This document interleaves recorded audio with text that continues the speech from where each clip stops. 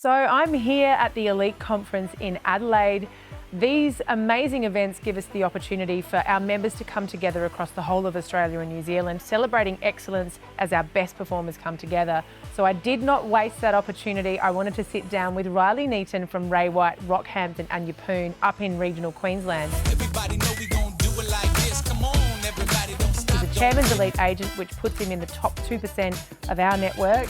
Along with his business partner, David Bell, he is running a Chairman's Elite business out of Rockhampton and Yeppoon, regional Queensland, creating some absolutely unbelievable standards, 50% market share, growing a huge rent roll, a massive team, and they're only just getting started. Riley, thank you so much for joining me today.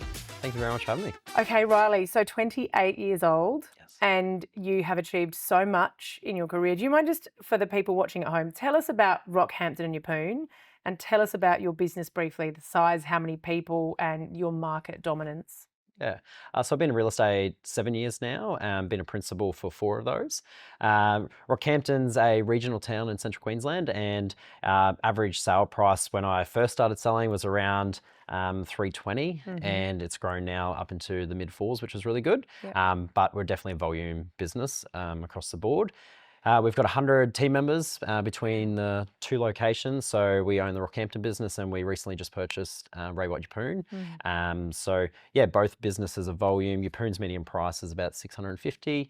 And yeah, just been enjoying the selling journey and yeah, just trying to push as far as we can and keep going. I mean, it's incredible because, you know, Mark McLeod, excuse me, we refer to Mark McLeod a lot, obviously in our company, but he talks about you guys a lot when he's not in your company and talks about, you know, there is no way that a business in regional Queensland located in Rockhampton should be in the ranks of where you're like a top business within the Queensland network.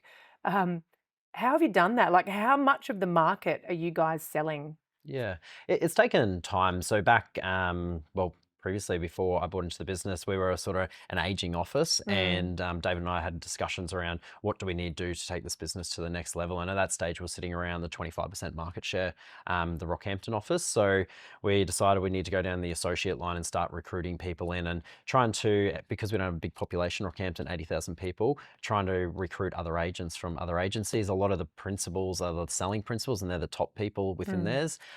So trying to actually get good agents from agencies was difficult. So we thought we got to start growing them ourselves. So we recruited associates, and I was actually one of the first associates in this sort of program back. I didn't know that at the time, but that's what David's plan was. But we just sort of excelled that and started fast tracking it. So yeah, we've gone from having 6 agents now to 27 lead agents across the 2 businesses. Wow. And they've all got their own teams in their own right, which is great. And it's more empowering those guys that, yeah, we try and lead from the front and trying to push the business, but it's also helping all the lead agents and growing their teams. A lot of them have teams of 2 and 3, and we've like 6 elite team members, which is great, and 2 chairmans. Amazing. And yeah, we're trying to get more of the younger ones coming out now. So I've got 3 associates that have worked under me that are now into our sales as lead agents, and 2 of them will hopefully next year be like a lead agent within the Ray White group, which is an awesome outcome. And then David has had 5 come out from underneath him. Wow. So you being one of them. yeah, and I'm one of them, which is great. So yeah, you were like alpha. Yeah, I was like the starting of it all. So yeah, that's how we've sort of grown the business, and we had to organically grow the office. And yeah, we're pushing obviously 50% market share within the Rockhampton space, and with the Yeppoon acquisition and then purchasing 2 other businesses there, we should hopefully have 50% market share. And it's a bit of a competition between, can the Yeppoon office take over the Rockhampton office, which I think it can. Like 18 months, I think we'll be definitely there. Yeah, which is good. We'll talk about that. I'd like to go back to the start of your career. So you started at 21, a young man, but you actually already had a pretty considerable career in the construction business. You'd worked your way up to being like site supervisor. Do you mind just sharing, you know, you grew up in Rockhampton, how you got into building and then why you made that change? Yeah, so I got into real estate at 21, but previously was in the construction. I enjoyed school for the social side. I wasn't really the A-class kid. I enjoyed all the good things that school have to offer with the social bit. But yeah, I left school, did a school-based apprenticeship from 15 as a carpenter. And then from there, became a tradesman at, I think I was about 19 at that stage. And I was just traveling around quite a fair bit with the job and the company I was working with. They were trying to push me into different areas, and I was working out quite remote. And I had a partner, Emily, at that stage, was now my wife. And yeah, I was just getting sick of traveling out of town and consistently being away and everything like that. And the company I was working for at the stage put me on a job out of town, and I ended up just getting like over it. And I said, I need to go on holiday. So I actually booked a holiday to Japan and thought, I'm going to go do something different. And then while I was over there, I thought I need a career change. And that's where I was trying to decide at 20, and I was running like a construction. The job I was running at stage had about 80 people working, and they were all reporting back to me. You So were site supervisor at the age of 20. Like, that in itself is a really remarkable thing. yeah, it was good. And at the stage, I didn't really realize I was just doing my job, and I thought that's what it was all about. And I had a lot of people reporting back to me, and I liked that sort of management role and helping out. But yeah, I just got over the physical side. I looked around the lunchroom one day at all the older people and I thought, I can't do this forever. So Yeah. there had to be a different option. And one of the people that I was actually working for owned an agency within the Rockhampton space. And he said to me, come and have a chat about maybe getting into real estate. And I hadn't ever thought about, my auntie was a real estate agent back quite a while before that. And all I knew about what she did was she worked a lot of hours Yeah. and didn't really see her family much. So that was my only perception of real estate. So yeah, when I did the interview, didn't really like the feel and the vibe of their office. And David actually previously sold my family home 12 months before that. And I said to my parents after, and I said, if I'm ever going to get into real estate, it'll probably be under David. So circling back to the Japan holiday, went away in Japan, and then thought if something come up, and yeah, I was over in Japan for quite a while. Snowboarding, which was awesome. And David put out as an associate role. So I actually rang him from Japan and said, look, I'm overseas at the moment. Is there any chance you could wait for me to come back? I'm going to probably book a flight very soon. So yeah, he waited and went and had an interview, and it all gelled, and he offered me the job on the spot, which was great. So Yeah, here we are. amazing. And so you started as an associate to David Bell, who is now your business partner. How quickly did you progress through to being a standalone agent? Yeah, so started that when I was 21. I was an associate for 12 months under David. We had a great relationship then. He was very hard and direct, which is like, I appreciate that and who he is. And it's probably created the person I am, and I needed that discipline at that stage. I was a 21-year-old that knew everything and the greatest real estate agent in the first 2 weeks, and I thought that. So had a lot of steep learning curves quickly, probably in that first 12 months. And one of them was, I thought I was too big for my own shoes, and he said, well, Schultz, and go be your own agent. So I got kicked out, and he said, you start 1st of August being your own agent. And it was a quick learning curve of put everything that practice what you're preaching. And so I was an agent for 2 and a bit years. And previously before that, I said to David, look, is there an opportunity within the business to become a business owner? So this is when you're like 23, 24. Yeah, 22, I started the discussion with David, asking if, like, just curious, I guess, like, because I've always been interested in business. And he said there's definitely an opportunity at some stage, but I was on a one-way mission to burn everyone in the complete office at that stage, because I thought I'm a 22-and-a-half-year-old, 23-year-old nearly, and I want to be the number one agent. So yeah, I was pushing for a lead and chairman elite because all the statuses within the group. And he pulled me in the office one day and said, mate, if you want any leadership within this business, you're either going to have to start giving back to the people and actually getting the respect to them, because I was losing a lot of respect quickly. Yeah.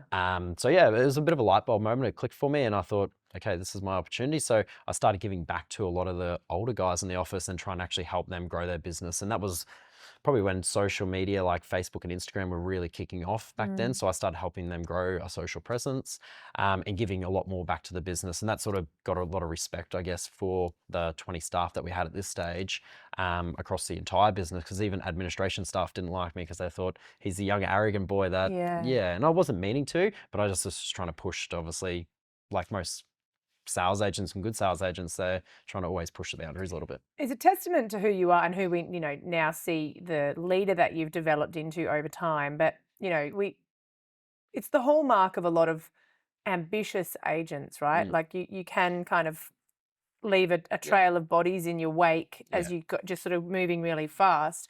Was that, so you said you weren't aware of that behavior? I wasn't. And that's probably the part of like when David spoke to me about it and we had the honest conversation. It was like, you can go, like the saying is like, you go together, you go far, or you go alone type of thing. And I thought about all the options, and that was when I wanted to become an owner. I had a conversation with David, and I was really transparent with him. I said, look, want to be a principal? Like, and that's the role. Like, is there an opportunity here? And he said there is, but I had to do those jobs. Otherwise, I was going to step aside from Ray White and potentially look at other options, Yeah. which I didn't want to do. Like, I wanted to go together because I knew we could get along and we actually worked really well together. Yeah. We're very similar in some regards, and that's why we did butt heads a little bit at the start. But he's a great mentor, and we have like mutual respect now that both of us can make a decision on the spot without even talking. We know it's the best, and we'd always back each other every Yeah. other week. So I'd love to go, in that moment where David's told you you're actually upsetting some people and you've got to go make some relationships. You're a 22-year-old young man and you're talking to agents who've been in the business for a really long time. Was that daunting to go and confront that? Was it a challenge for you, or yeah, it not so much? was. It was challenging, but I did have like good relationships with them, and Yeah. but I just on a business side of things, I just had to tone it back a lot Yeah. more and not being as cocky, I guess you'd say, Yeah. with it. So no, it was just going back and I don't know, a bit of humbling experience, I guess, and Yeah. actually giving them the time rather than just brushing past them, actually going and saying like, hey, how's it all traveling? Can I do anything to help out? So, Yeah. and then they started leveraging more and more. And then like David would go away on holidays and they'd call me for a lot of things. So Yep. it was a bit of a natural leadership progression, I Yep. guess. And there's a great saying is like, when they announce a principal, everyone either goes great or they go, oh, it's like a 2-second thing. Yeah. And I've been there. I've been on the receiving end of like, Yeah. them about to announce my name that you're going to be a principal within this business, and you're like, have you done the work previously? Because if you haven't done the work, there's going to be a lot of people go, oh no, I'm Yeah. leaving. Yeah. Like, this isn't a great choice. And you see it on their faces. Oh, you do. Yeah. And it's interesting because I just heard David refer to you as a nurturing person. Mm. Do you think that's always been part of your personality, or you've developed that as you've become more and more Yeah. in a leadership role? I think I have been quite a nurturing person, like even in my younger years. But when I went to become a tradesman, then you're dealing with a tradesman that are 40 to 60 Yes. and you have to be direct and have very Yes. hard conversations, and there's a lot of blow ups with that as a 21-year-old, and they're trying to stand over the whole time because it's all around contracts and Yep. dealing with stakeholders. So I sort of learned to grow a bit of a backbone with all Yes. that, and I felt like I was a lot more direct and hard. Yeah, so you brought a little bit too much of your site Yeah, supervisor hat across, into yeah. the real estate land. You had to just Just tone it back Yeah. a bit. And like I've always been like involved with the sports and everything, and I've always enjoyed seeing people do well, and it's not always just about me. And that's within our business even now. Like, I really enjoy the training side of things and seeing these associates come out to become great agent, and it's actually it's a proud moment, I guess, is like a lot of everyone within our sales business, sorry, not everyone, probably 80% of them are older than me within the business, and I'm the youngest one, but obviously they come to me for everything. But I enjoy obviously the team environment, but yeah, I'm a nurturing person. I probably would be, and I'm always trying to give and help as much as I can. And it's amazing, like nurturing, but on the other side of that, you're ferociously ambitious. Yeah. Like the ambition, if we talk about the business before you were a leader, I mean, it was a great business. Yeah, it it was was. a, Yeah. $4 million business, Yeah. I think, Yeah. going really well, dominating in the regional market space. And David Bell, a respected leader in our company for a very long time.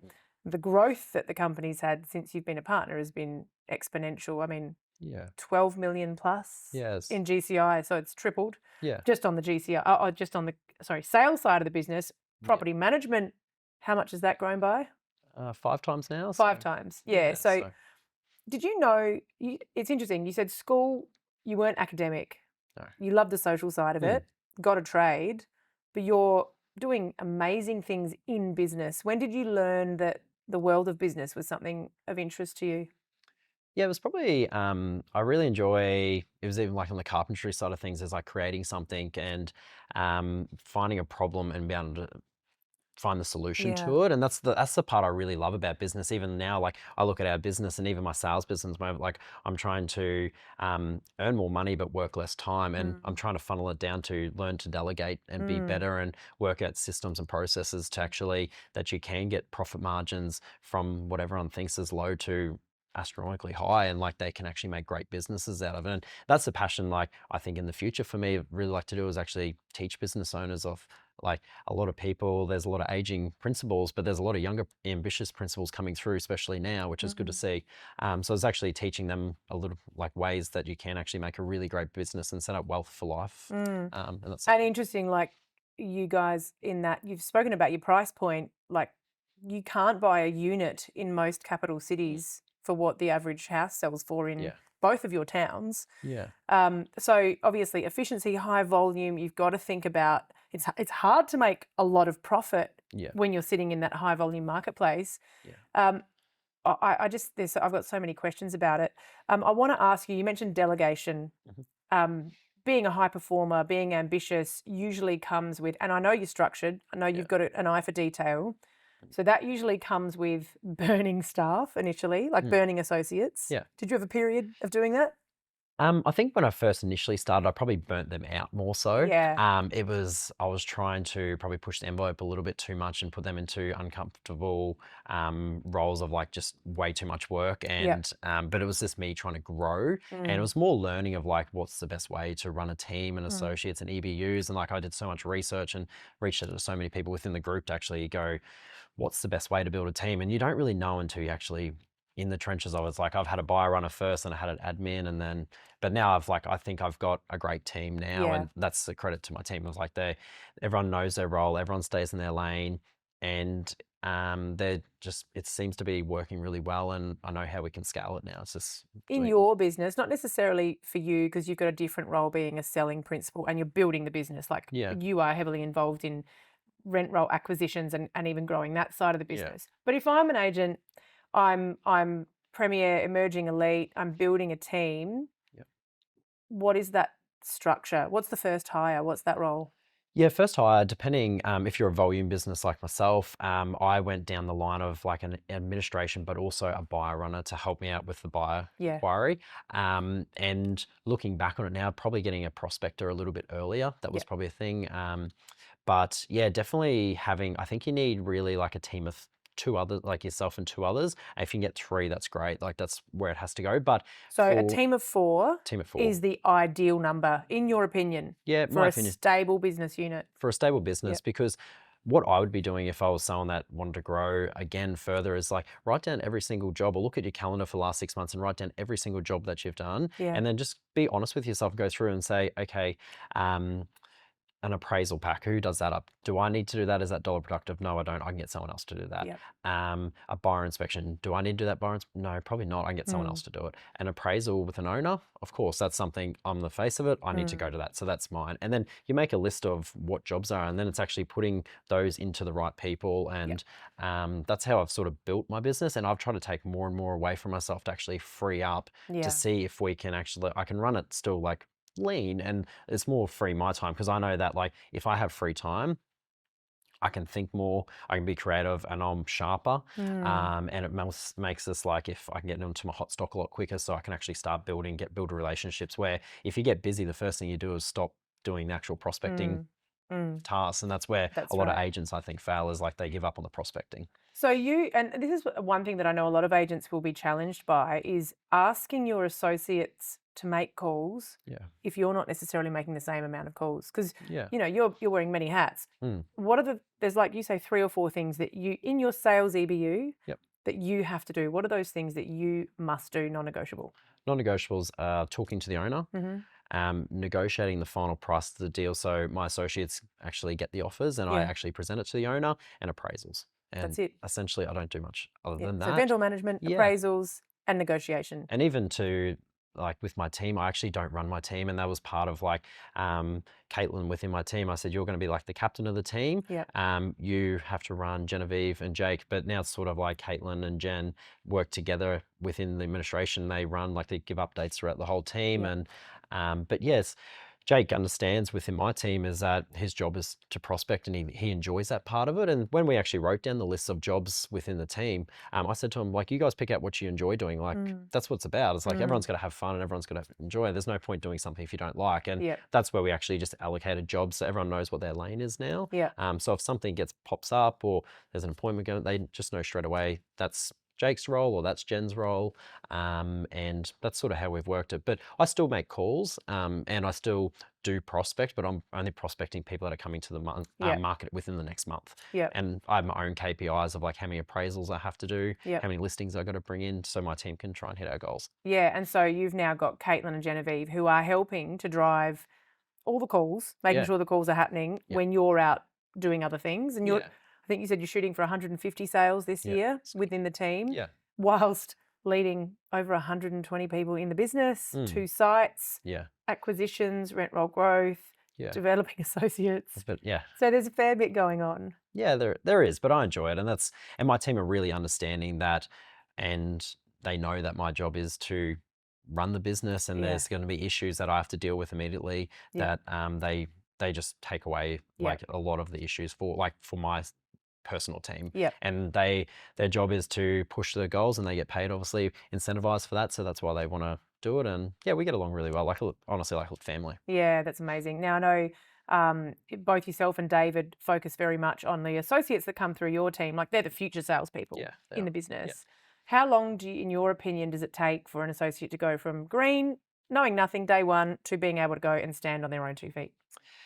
First 3 months of an associate is very tough, and they don't know anything, and you have to get over that period. I think 3 to 6 months as a lead agent, you have to be very patient and you have to understand it. But one day it just clicks for the associate, and they start understanding how it runs. Yep. But to answer the question, probably 18 months, I feel that's a quite quick time frame. But if you're an associate that is working under a lead agent, I'd be probably looking to try and stay there for 24 months. The more you can learn under that lead agent, the better. There's no Yeah. point jumping. Like I went out at 12 months, and it was the toughest market Rockhampton's ever seen at that stage.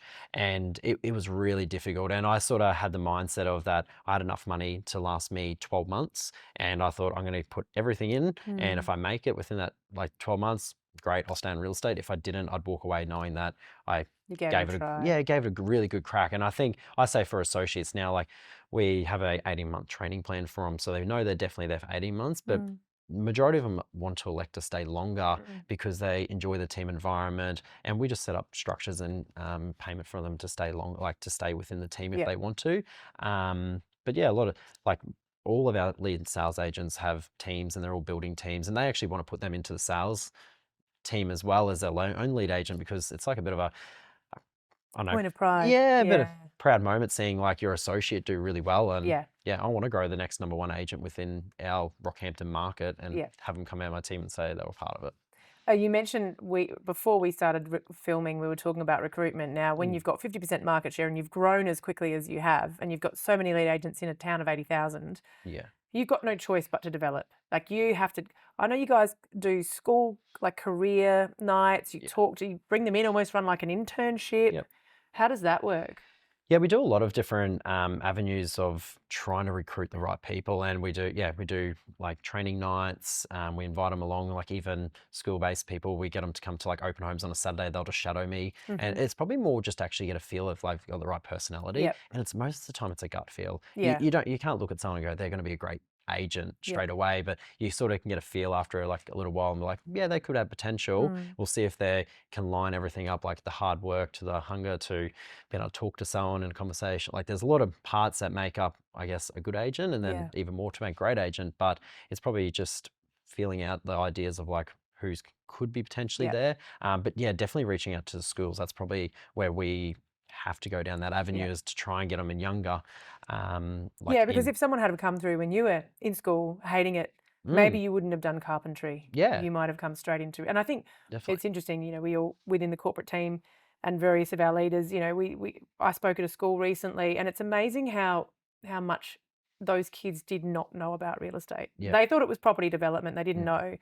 And so it's really putting it on the map as a good career option for these young teenagers. It is a career, and that's what a lot of people don't think, that they think you just drive around in nice cars and drink coffee, but it's actually a long-term career, and you can do really well out of it. And there's a lot of great things to it, but it's probably just being disciplined. That's probably the biggest thing you need in real estate, is being disciplined, because you have so much free time, and like everyone says, like it's the highest paid hard work and lowest paid easy work. So That's right. yeah. I mean, what else are you going to do in Rockhampton where you can have the kind of lifestyle that you and David and your teams all enjoy? Definitely, yeah. You're now at that phase where you're obviously one of the top performers in the Queensland network. You write really big numbers as a salesperson, but you're at that stage where maybe you start phasing down on your own personal sales as the team builds up. What's the next step for you? Yeah, it's a bit of a interesting at the moment. I know I'm 28, but I'm actually looking at succession early, and like not to get out of it as such Yeah. as like to bring the right people through, because the business gets to a level as where to actually go again to grow it, you need to bring the right people in and the leadership roles. So yeah, we run like a leadership group within our business, and it's sort of identifying like our next future principals within like the group now. So How exciting.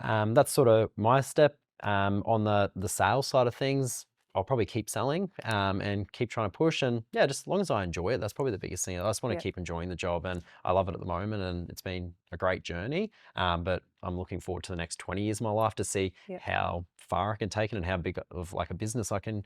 Yeah, but I don't want to do it alone. Like I want to have people with me and do it together. Like David and Yeah. I have a great business. Like we have a great relationship, and we always obviously talk about everything and very transparent with it all. And that's where I think you can have great business, but you need people to come with you. You can't Yep. do it alone. Yeah. Amazing.